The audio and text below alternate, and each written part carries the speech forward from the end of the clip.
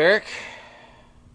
It's been a week. It's Friday the 13th. It's Friday the 13th. We're not going to get into political stuff, but there's some major political stuff that's supposed to happen today. It's the off season for the pros. Must be work season for us because it's Friday and we're just sitting down to do episode 31. Yeah, it's been a ridiculous week. Man, it is what it is, interest rates are high, but people are still wanting or needing houses. Those houses need work done to them. Oh, yeah. And it's just been a week. So today, yes, it's Friday. We apologize. This is the Beyond the Curve, the MX podcast. This is episode 31, and it's brought to you by DBS Custom Fabrication and Handyman Services and Michelle and Trey Real Estate. And guess what? We have been doing those jobs this week. Mm-hmm. So we're going to talk a little bit about the Motocross of Nations. We didn't get to watch it because it's very hard over here to find where you can pay for the subscription and watch it and all that stuff. We did follow it on Twitter. We had big motocross amateur weekend up in Gatorback at the historic Gatorback motocross track. The Gold Cup is still popping off. There's Dade City going on this weekend. We're in basically a muggy weather front, so there's been a lot of moisture. There's tracks that are having to not operate this week because the rains have been so heavy. Hell, we had a tornado up in Crystal River. Yep. So it's kind of that switch of seasons for us, which can cause some rough weather for Florida. But this weekend, we'll highlight a little bit of what's going on. And guess what? We'll be back Monday to wrap up what happened this weekend. So it's going to be a short turnaround. But how's it going, man? How was Gatorback? It was good. Track was gnarly. Saturday was open practice, 9 to 12 on the Gatorback track, and then 12 to 3 on the Supercross track. It was fun. I've seen a lot of big names there: Josh Grant, Mike Brown, Colin Park, Carson Wood. There's a lot of those guys out riding. Were they practicing just for Supercross? Were they there with their kids, or are they just prepping for Minios? If they were there for Supercross, they were let down because the Supercross track is very, very mild. Yeah. Like, my kid hit a double on the PW. So I know big guys like Caleb Groves. He said, like, this track is not – it's a kid's track. It looked fun, tight, technical. But for big bikes, like, it would be fun to go out and rip on a 110 is what it looked like. You could probably have fun on a 250F. But for Colin Park, somebody like that, Mike Brown, I don't think that was overall good Supercross practice if that's what they were there for. But for Mike Brown, he's basically probably doing a little reconnaissance for Minios, for his riders, and for himself, and the plus 50 class or whatever He's going to just living it. Yeah, I mean, the guy, it's crazy how fast he still is. It's ridiculous. Oh, yeah. He went out and won. Yeah. The 450 Pro. It's ridiculous. I mean, the guy is a machine. Yep. He just still rides. But give us a little update on how Bowen did, because this is probably the biggest track that he's ever ridden. It's definitely the biggest track. It was the roughest track he's ever ridden. He didn't do well overall, but he rode his heart out. That's all I can ask for. So track conditions, I think, probably some of the best he's ever rode. The 450s were having trouble in ruts, so he was on a PW50. 5 motos after them. He did well. I mean, he was jumping stuff on a PW. I can't complain. We got rid of a bike. We bought an e-bike while we were there. So this weekend I think is going to be fun. We got both kids racing. Yeah. Dade City this weekend. Gold Cup's at Okeechobee this weekend if it doesn't get rained out. Yeah. In a way, I kind of hope it does so we can race it later. But we just need a break this weekend. I think it's cool because, like, whether or not he did well, he's 5 years old. He got to go ride on a national caliber track and see what that looks like as a little kid. And there's an awe that goes with that no matter what you say, until a little kid, it's like me when I got to go play at Indianapolis on the RCA stadium court for a match, and you're like, shit, this thing's huge. Yeah, it's wild. The court's the same size, but this place is huge. Mom was a nervous wreck Saturday morning. They ran full track. Oh. and they sent the P-dubs down in the gator pit and up over the step-ups, and they all wrecked. None of them could make it up the hills. Yeah. They couldn't make it up the finish line. So for the race, they had to cut all that out. Like practice 2, they cut all that out. So But, how did they run them? So have you been there since they? They kind of shortened the start, and So there is like the water truck road Yeah. off to the left of the step-ups and the gator pit. So they cut them out of the track, bring them down into the gator pit, and then up the water truck road. And then they cut off the far left section over by the road where Yeah. you come in. Yeah. So they cut all that off, which to me is the easiest part for them to ride. Yeah. So they cut all that off, and then they did the rest of the track. And then when they come to the finish line, they drop down into the finish line and just go out around it on the water truck road. Okay. Because they're so steep that Yeah. none of them could make it up. Yeah, So, I've had the opportunity not to ride the motocross track, but in FTR races back in the day, we used to ride part of the track. Yeah. We rode it, but we cut through and went up, and we'd go back in the woods back there in the top section, and then come through. And yeah, it's even if you don't want to, you come to the finish line, you jump, unless you literally just roll. You jump because it's so steep, you can't. yeah. You're just bogging down if you're not jumping. Yeah. Like So, it's pushing it to get up it. but it's just an awesome historical place. I think it'd be like a kid up in the Northeast for the first time going to race at High Point. Yeah. You know, it's just like, oh my God, like this is where we It's race. a big track. I mean, Yeah. it's a gnarly track. It breaks down gnarly, and they water and water and water there. So it was muddy, tacky. The ruts were deep. So, but like I said, the experience alone is. So how are Caleb? We had him on the podcast. We need to touch on those riders. How did Caleb do? I know it was not a perfect weekend, or I probably would have heard about it. But how was it? I know College Boy. I believe he won. I know he won Moto 1. I was up there on the line with a bunch of them. I'm gonna post a little edit of the weekend here. Okay. Now that I'm finally getting caught up a little bit, put everything together. I got some starts. 450 Pro A, I believe he got second in Moto 1. In Moto 2, he was taken out by a rider who decided to dump a clutch and just throw his bike. Took out like 4 guys. He broke levers again, went down on the one start. So he had a rough weekend, but he had a good weekend. I got a company that makes these levers that don't break. Yeah. I said, have you ever considered investing In an arc lever, or the amount of money that you have spent in levers in the last month is mind. I think he's probably broke a good 10 levers in the last month. yeah, and one of them just loading a bike into a truck. Oh yeah, I forgot about that one. So let's add that one in too. So I mean, and this is the privateer life, but those levers aren't cheap, but also you don't buy them anymore, and they've been back. Yeah. It's crazy. So we had the second or third round of Gold Cup. We got Moto Bros this weekend. Or Moto Bros? Yeah, it's Moto Bros. Moto Bros this weekend. Supposedly one of the best looking tracks in Florida. That's what I hear. It's an amazing facility. I have never been there. That's why half the reason we were really considering going down there this weekend. But with my oldest wanting to race, I'm not going to throw him in an AMA sanctioned race for his first race back in years.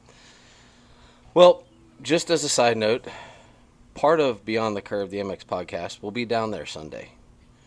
My wife and I are going on an excursion because my wife wants to go to a corn maze, and there's a corn maze on Highway 60. So we're like, hey, let's go down and watch a little motocross.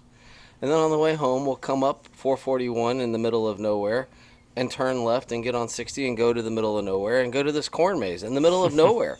So, guys, I'll be down there this weekend. If anybody sees us walking around, you'll see me probably in one of my traditional hats with funky socks on, and Michelle and I will be walking around. And so check us out. And if I see anybody I know, I'll stop and talk to you. But I'm not the voice. I am the voice, but I'm not the voice that's going to just come bother you while you're racing. Yeah. So if you see me and want to say hi, come say hi. I got no problem with that. But we're gonna be down there for the early morning part. If the weather's good, we'll be down there to watch a little bit and check it out, because I do want to see what the races are looking like, and it gives me a chance to go see a facility that I haven't seen before. So That being said, there was a fairly large race that occurred in France last weekend. It's okay sized. I mean, if you want to know why it's important that the USA send a team, I don't care what level team you guys say it is. If you want to know why it's important, look at the pictures of the crowd on Saturday that was only qualifying and the crowd on Sunday, which was the race. Yeah, Nations is always gnarly. It's always a huge turnout. So that's why you should send a team. Yeah, Redbud is. Yeah. You bring it to Redbud, and that place is just loaded. Yeah, it's just the world's largest motorcycle race. Yeah. It is. It's amazing. And guess what? There were some phenomenal rides. And there are people digging on Team USA. First of all, I want your opinion on Team USA because I think it's just bad luck. I mean, Yeah, the bits and pieces that I seen, but we got Christian Craig, who was out for how long? Christian was with us every other weekend with his son Jagger riding. Mhm. He's been in a sling and a cast for months on end at this point. To literally come back for a couple weeks and train for Nations and then go over there. I think we had the underdog team for what we had, and I think they did. Top 10 was phenomenal. And to me. they were in fourth until the last moto where they fell, got whatever happened, and they couldn't get back. But they were in fourth. When you got Aaron Plessinger saying that track, these guys are crazy, then you know something's wrong because that boy lives for that stuff. Yeah. So I think they did well. I couldn't expect more out of them from a top 10. I didn't get to see RJ ride at all. He came from the back multiple times because, one, he'd either crash or someone get taken out in a crash. But he rode solid. He rode solid. It is what it is. It's a crapshoot. It's kind of like a playoff game. Mm-hmm. The Braves. The Braves were one of the best teams in the NL and just got the snot beat out of them by the Phillies. It's playoff baseball. It's the playoffs. It's a one-shot day. If you crash, or like Jason Anderson a few years ago, where he won the moto and then got landed on, and America loses because Cooper Webb falls down in the last corner. It's just yes, there's skill, but it's how it falls that day. Yeah. And guess what? We finished 8th. We sent a team. People loved Aaron Plessinger. They loved the send of RJ. Christian Craig is one of the largest blogging people. So we sent a very good representative team. We just didn't win. No. Like I said, I think we got everything that we expected out of them. Yeah. They rode their hearts out. They wrecked. It's motocross. It's not in a track that they're not familiar with, and it's a gnarly track. Yeah. It's a slick track on a hillside. Yeah. It looks somewhat tight, but it's a famous track. Ernée is a famous track in France. And France was, I think it was the last 5, the home team has won.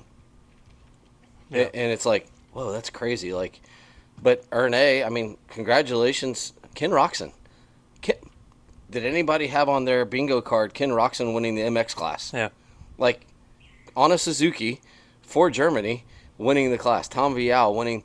Tom Vial has done dilly squat over here, and he goes home, and all of a sudden he's the man. Yeah, he's comfortable. Yeah, and it's just a great. There were some great individual performances in the race, and I just think I'm tired of hearing people dig on.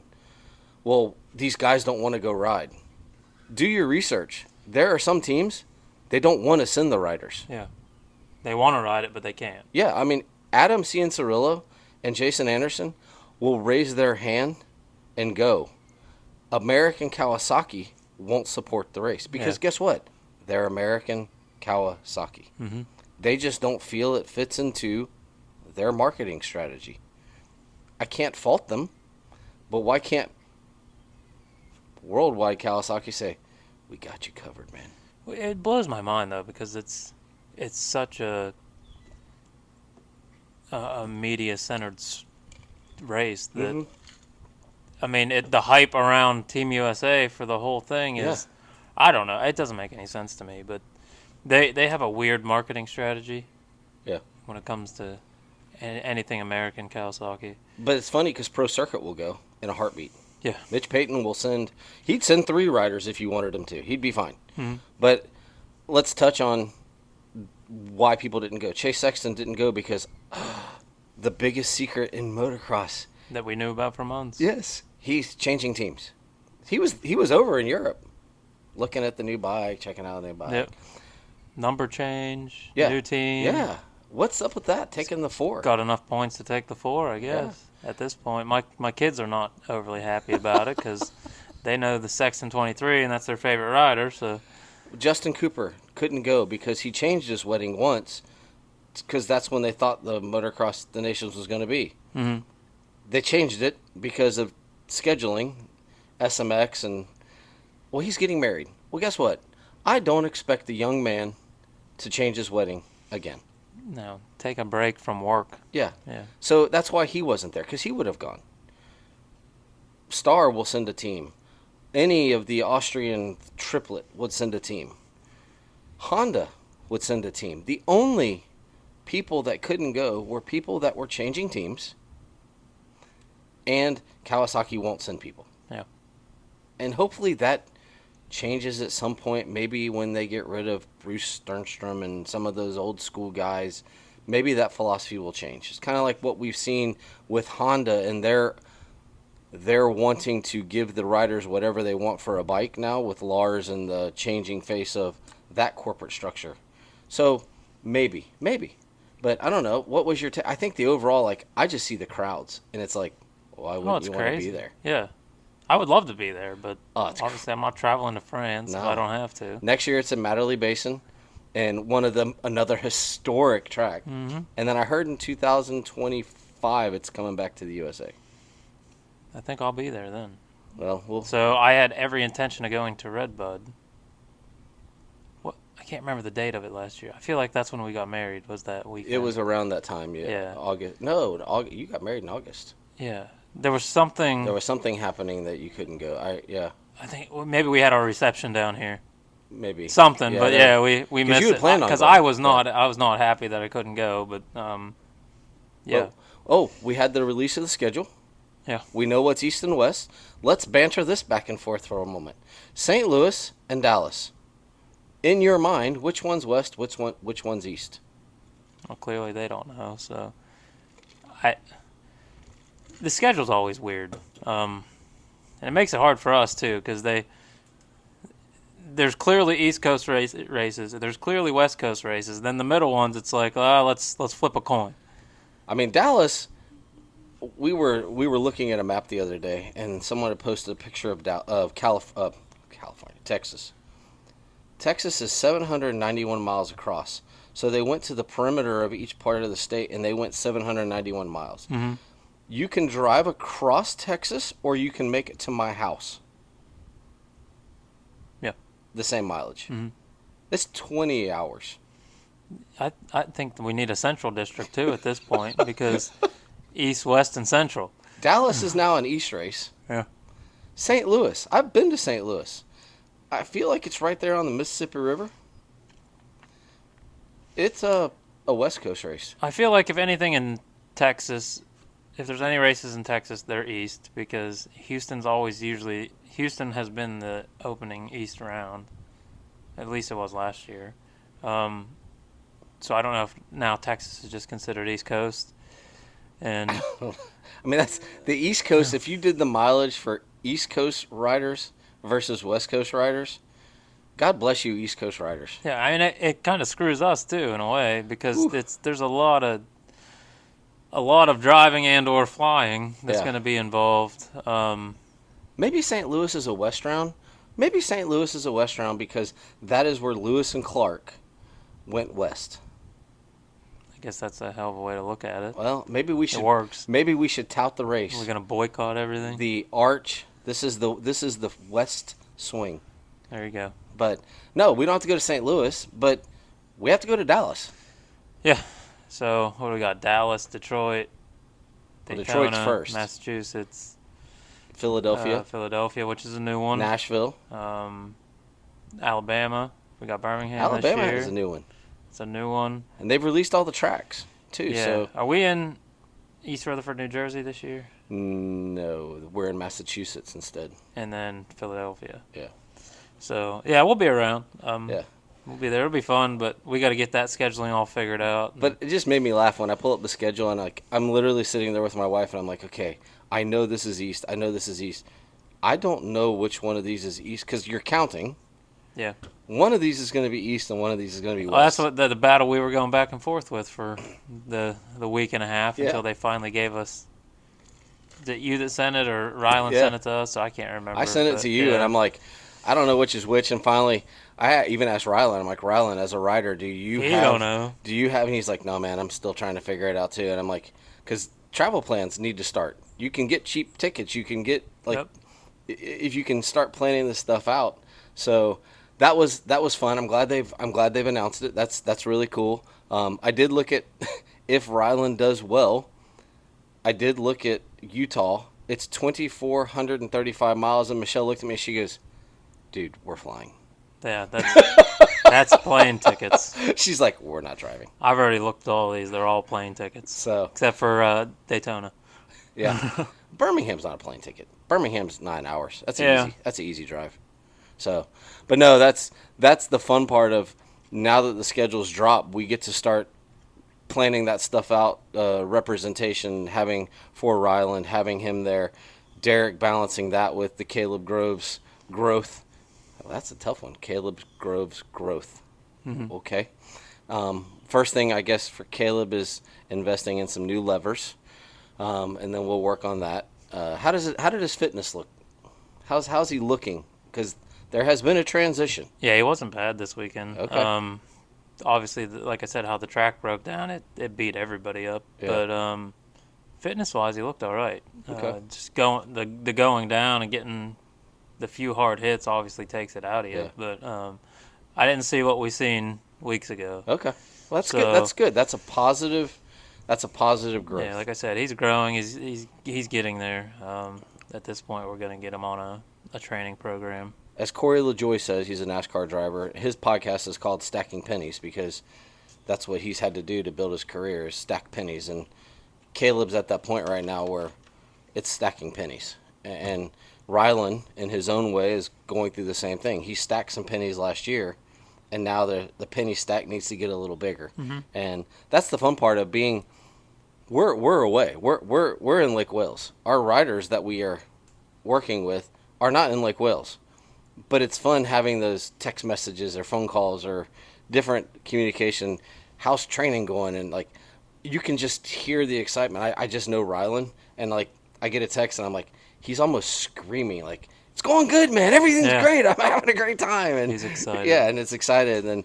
And Caleb drops a few bad words in there, and like the two of them are very opposite. Uh-huh. And that's the fun part. But What's going on this weekend? So you've decided you're going to take the family since Oakley is going to make his re-debut? Yeah, I guess that's what you can call it. Yeah. Restart? My oldest is going to jump on an e-bike this weekend that we picked up last weekend and give motocross a shot again. He was training this weekend with me. He's actually asked me to train him, which never happened before. Cole Bradford worked with him this week too. So we'll see how it goes. Is Cole back on a bike yet? Not quite, but close. I don't know. Okay. I don't know. I was just curious if he was back, if he had healed up, or because I know he's training. He helps with some kids. Like, we want to shout out Lindsay C. and Parker. He does. He's good with kids. Yeah. I'll give him that. He's a good trainer. The kids listen to him. My kids are finally opening up to him, so it's getting better. I watched my kid soar a 50 mini this week, thanks to Cole.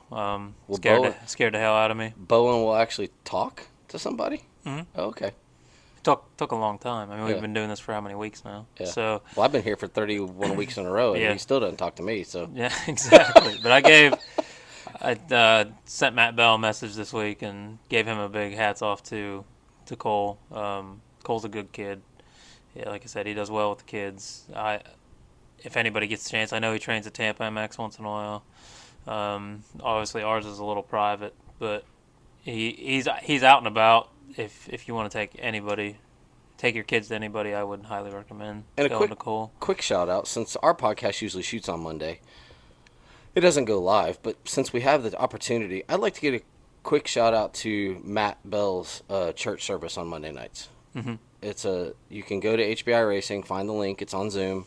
Yeah, message us. I can get it for you. Get with Derek. It's coming from a super not religious person. It's a peacefulness. It's cool because it's very motocross based. Yes. As well. Yeah. So Matt's got a way of connecting with people like us that ride and or race and bringing the faith into it as well. It's cool. Like like you said, it's very peaceful, Yeah. but it's not your average church service. Well, I've actually had the chance to sit in church service and listen to Matt preach, a real church service, and I was comfortable. It's biblical, but guess what? You take out of it what you want. Yeah. And that day they were talking about raising your children and not spoiling them, and it was all biblical, but it was peaceful. So whether or not that's your cup of tea, you're in a group of people. Colin Parks joined in. Other riders, other professional riders join in. Other just local racers join in, and it's just a time to kind of hear something that is gonna give you tranquility and peace, Mm-hmm. and maybe even make you think a little bit. So that's on Monday nights. We are kind of winding it down for this season. We're gonna do Monday because that's Dade City. I might have a report from Motor Bros, and then we'll see. I'm thinking Actually, it might be Tuesday. maybe Tuesday. I have medical testing on Monday. We'll talk about that. Yeah, we'll talk about it. But it's kind of at this point in the season, there's even the big time podcasts are taking some time off. They're taking weeks off because there's not a lot going on. There's a lot happening in Florida, but right now you're kind of in the grind of just changing bikes, getting new teams, moving, starting your training program, and then there's amateur motocross. Yeah. So, and by the way, the off-road season, I'd like to congratulate my nephew. Went up to West Beckley, West Virginia last week, and 1/4 mile to go, made the pass for the win. I don't know how you pass on a 4x4 quad and where they had the space, but made the pass for the win and took the victory in the 4x4B class. I haven't told him yet, but he's going to get bumped to A next year. AMA is going to say, thank you, come on up and play with the big boys. But congratulations to him. Great. He's done well since the break. And I get the opportunity to take him to the airport next Thursday night to fly him out to Ironman for the last GNCC of the year. So all the big series are kind of winding down. Yeah. So we may even take at some point a little bit of a hiatus, which leads me to my nephew has reached out, and he doesn't understand that this stuff costs. Let's start an off-road podcast. So there might be sub episodes called the MX or Beyond the Curve, the MX Beyond the Curve podcast goes off-road. And possible. And we might do that as he and I, because he is in tuned with what's going on off-road, which is something you and I we're not. That's not what we're covering. Yeah. So I might give him that opportunity to sit down with me, just camera and microphones, and we might Talk some off-road. do some off-road, and they'll be completely sub-episodes. So, like, this is 31. His would be 31.5. And they'll be on our platform just because it's still racing. And so we're going to see how that goes. So I haven't finalized. If he watches this, maybe he'll start smiling. But he's actually pretty good. He's 18 years old. He's in it. He's got a lot of contacts. So it might be something that we just do as a subset. So, but that being said, I hope Oakley has a good experience this weekend. I think that's cool. What are your feelings with some of the team changes? Let's talk about that because before we leave, there's been a lot of movement in the pro world. Do we see positives or negatives in those changes? Riders. I'm not sure what to think yet. I've watched Sexton ride just a little bit on the KTM. Looks smooth, comfortable. I think that's probably going to be a good change. The Honda's pretty much Lawrence at this point. Yeah.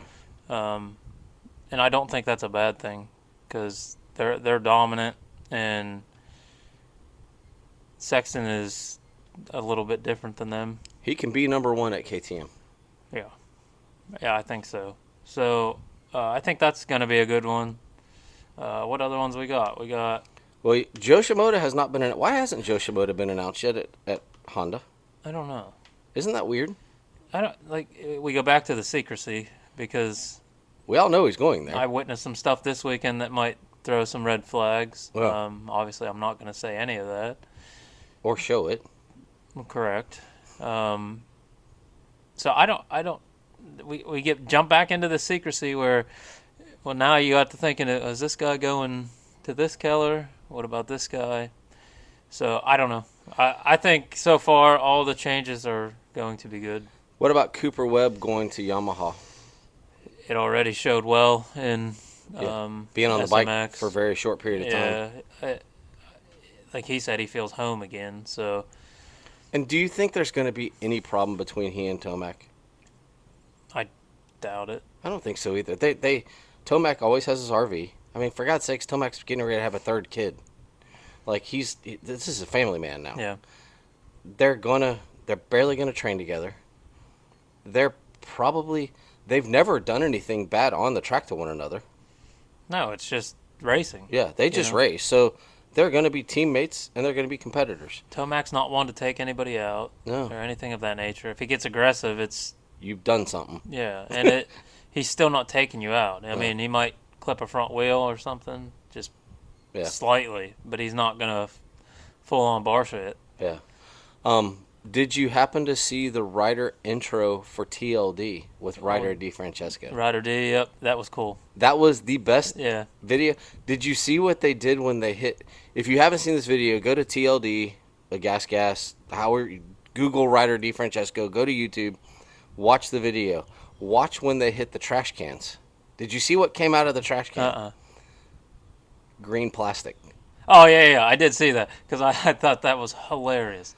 It's been like a week or so now since I watched it, but yeah, they hit that and all the Kawasaki stuff come flying out. That was hilarious. I mean, Ryder D was Team Green since he was on 65s.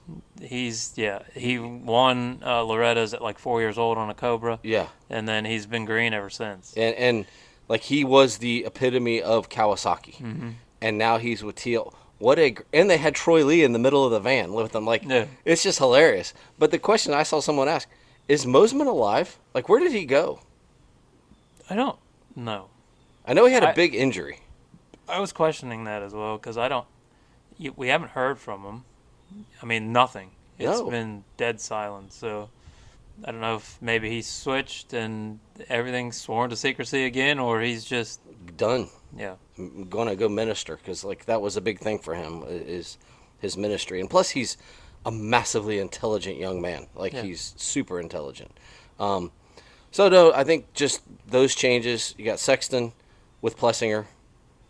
Malcolm, I guess, will come back. I haven't heard anything about Malcolm Stewart. I did hear that he'll be back for Supercross. Okay, but that's been a month or so. So you got Malcolm and Craig. You got Barsha. So your Austrians are taken care of.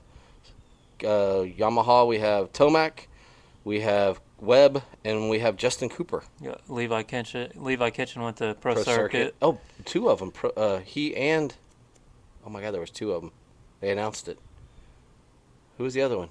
I don't remember. Oh my goodness, it was decent. It was decent switch. Because Shimoda's gone. I can't remember.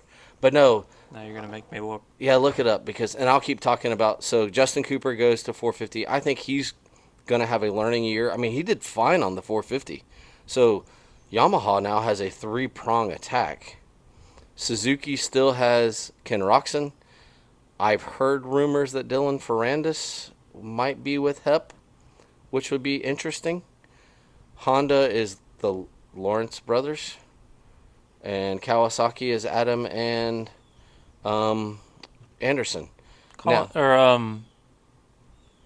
It didn't bring it up. Max Volan. Max Volan. But we also have who? Oh my God! I'll think of it. Give me a minute. Carson Mumford? No, He went not to Moto not Concepts. Kawasaki, but I'll think of it. But We'll get there. but there's been some changes. Still the main players. We have Hunter coming up to 450. We have Justin Cooper coming up to 450. We don't really have a lot of new faces unless there's some of the smaller B team guys that pump up to 450. Garrett Marchbank swears he wants to. Enzo Lopes. Heard there was a star connection there. That's not surprising. Yeah, but he doesn't want to race motocross. I know. We can just go all Supercross. But we got, I guess Dean Wilson's doing Worlds. I don't know what Dean Wilson's going to do. If you ever get a chance, go watch Dean Wilson's. He calls it the YouTube. I don't know what he calls it. It's not YouTube. It's YouTube, but that guy does some great video edits. I think next year the 250 class boy is going to be the Hayden Deegan show. Colt Nichols. Colt Nichols with Beta. Yes. Beta. That's what I was getting at. I'm like, why is this not coming to me? And what's really funny is you and I were having a conversation about a particular team on a Kawasaki, and I was like, yeah, maybe that's the guy they're talking to. Yeah. And I had totally forgotten that he had What signed about with Triumph? Beta. 250s? Yeah, are they? I don't know if they've assembled a team at this point. They're into it. Yes, they have a team. They have a 250 team. Savachi's going to ride 250 outdoors. That's right. And who did they hire? Somebody's riding Supercross, right? Two of them. Two on one on East, one on West. And, oh my goodness. But yes, Beta's doing only 450s. Triumph's only doing 250s. So, you got Benny Bloss and Colt Nichols. Yes. For Beta. Triumph. By the way, how many teams can Monster sponsor? Everybody. You have Kawasaki. You have Yamaha. Yamaha is a worldwide deal. And now you have Triumph, which is obviously a worldwide deal because they're doing the MXGPs too. Triumph's going to be cool. Like, I'm excited to see that. How do you feel about the black bike though? I think it looks cool. Why didn't they go hunter green like Triumph is? Go dark green. I don't know. I like the look of their bike though. Do you? Yeah. I'm not a big black bike fan. I am, but I'm not. I mean, they get scratched so easily. Like, every scratch you see it just looks beat. But I think we're getting ready to make a black e-bike, so I don't know. I think they look cool. I like the blacked out bikes. I loved Honda's Stealth Balmer bike. Yeah. For military appreciation last year at Supercross. So there are some changes. Nothing drastic, but there are some changes. There's some intrigue. There's some new. I mean, on the international stage, there's a rumor that Antonio Caroli, who's been with KTM since he won his first title, is going to transition to a role with Ducati as they enter the 450 fray. And it's like, dude, what's going on here? I'm excited to see the Triumph and the Beta. Yeah. But I'm also a weird note is they got all their Kellers on the side of the screen on this timing and scoring on Supercross. Yeah. We're running out of Kellers, okay? Yeah. Because we do a light gray and a white for Husqvarna. Yeah. And blue for Yamaha. KTM. What do they do green. for Gas and Honda? Because they're both so red. Gas is the light gray. Okay. Husky's white. So what are we doing? Black for Triumph? What are we doing for Beta? Because a French flag or yeah. red, white, and blue. I don't know what we're gonna do for that. They're gonna run out of colors. We're gonna run out of ideas of what the hell bike is he on? Yeah, there's only one Suzuki though. Yep. That's why I wish Triumph would have gone to that forest green because they're known for that European dark green. I am a hunter green guy. Yeah, but I think it's cool. Welcome aboard.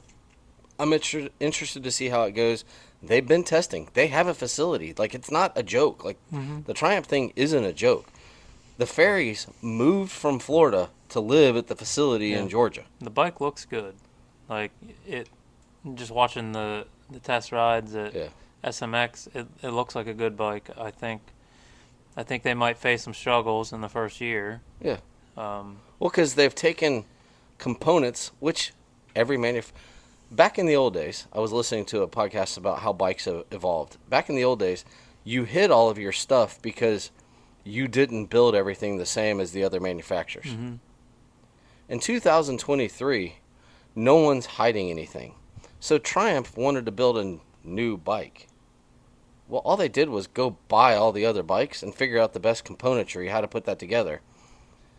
And they built basically a bike that they thought was the best of each of those components. Yeah. So what's your take on that? Like, people used to hide stuff.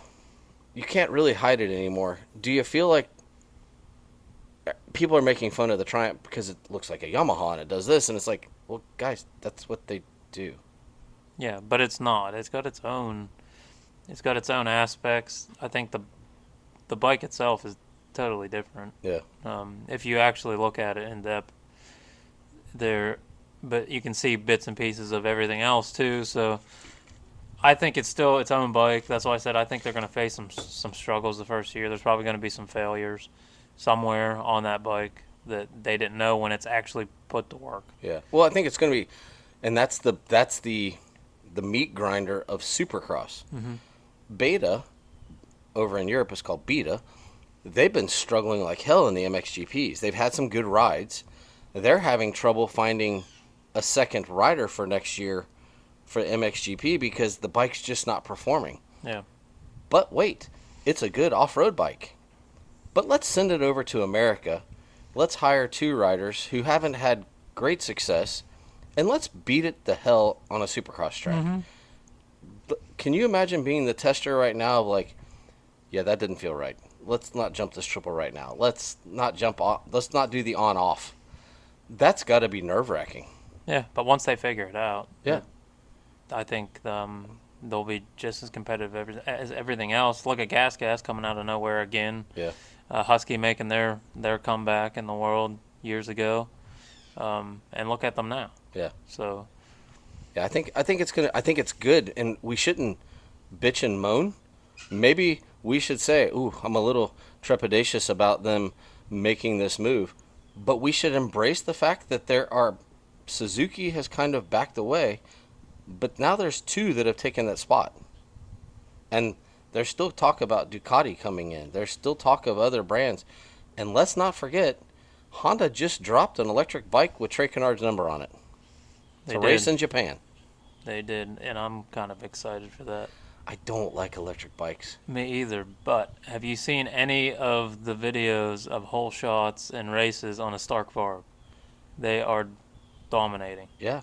Like, it's cheating, but they're awesome, and they're so user-friendly that, I don't know. I'm a kind of guy that, like, I do welcome new technology.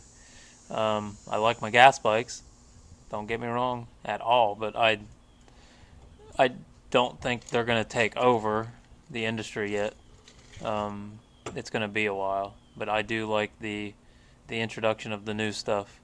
So I would like to own a Stark Varg. Yeah, but or a CRE or whatever they call it. Yeah, I don't know what it's called, but it was amazing that drop with Trey Canard's number on it, and it's looks gonna awesome race, and it's going to race in Japan. Yeah, it looks like a nasty bike. Yeah, so. It's coming. It's coming. Mm-hmm. It is coming, and I think now with Honda, and I hate to say, I'm sorry, Stark Varg, but with Honda entering the fray and a true motocross bike, now these World MXGP and AMA are going to have to say, oh, we're going to have to do something. Mm-hmm. Because they could shun Stark Varg, which they have. Oh, you can do these races, you can do this. But they can't push out the big brands. You're not pushing out Honda. Because Honda can say, well, okay, we'll just walk away.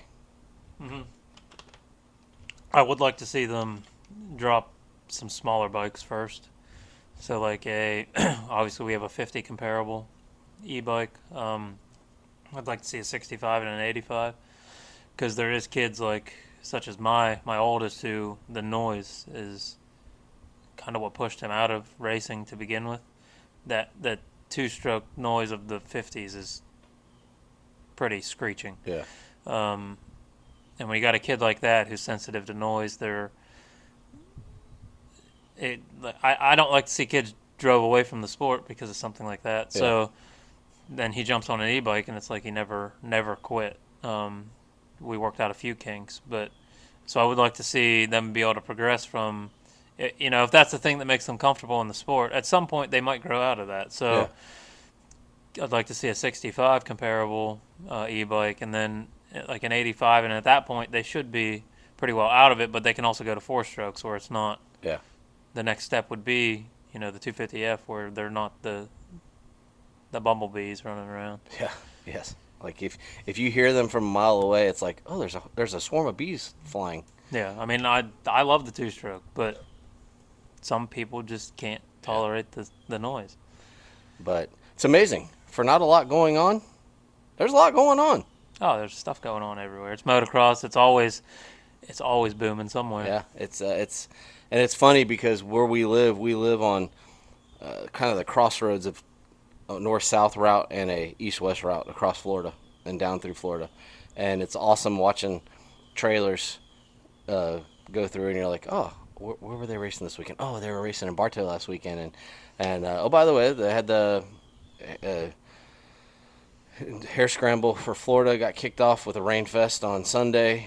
They go again at the end of this month, and there is if you're a local FTR guy, go eat pancakes for the Matt Batchy Foundation. They do this every year at one race, and they're going to sling pancakes. Go get pancakes, support the foundation, drop an extra 10 in. It's for a good cause. It's for a kid that lost his life, and then they do good things with that money. That was the family created that in honor of their son who was a racer. So that's coming up. I might have more information before our next episode to share with that, because those are the things, like this sport, it takes people, it harms people, and it builds people. Mm-hmm. And it does all of those in the same time. So I think it's important that we highlight those types of things too. And I wish Oakley the best of luck this weekend. Hopefully he gets to enjoy himself and have fun just riding a motorcycle. Yeah, we'll see how it goes. It's going to be a fun weekend. Yeah. Next week we'll get some results from Okeechobee. Yep. And got some Dade City stuff, and I'll let you know about a corn maze. there you go. Yeah, we'll figure. So Hear some real life stuff. So yeah. Are you camping this weekend, or are we just driving up and back? Now we're camping. Camping. Yeah, it's kind of hard to do without toy hauler anymore. So I guess load out day today. Go relax and cruise up. I wish it was relaxing, but yeah, get the house cleaned up, get the toy hauler ready, get some groceries. Very good. Well, this is a late week episode. We're going to do everything we can to get it up and out as quick as possible. And then next Tuesday, we'll shoot episode 32. And we'll sit around and talk about when we're going to take our first break. Because we don't want to lose, not that we have momentum or followers, but we don't want to lose our traction. So for Derek Schaefer with DBS, Custom Fabrication and Handyman Services, which, by the way, I do that backwards. It's actually DBS, Handyman Services and Custom Fabrication. Yeah. And for Trey with Michelle and Trey Real Estate, this has been episode 31 of the Beyond the Curve, the MX podcast. And we look forward to you all being out riding this weekend. Have fun, and we'll see you next week. Bye-bye.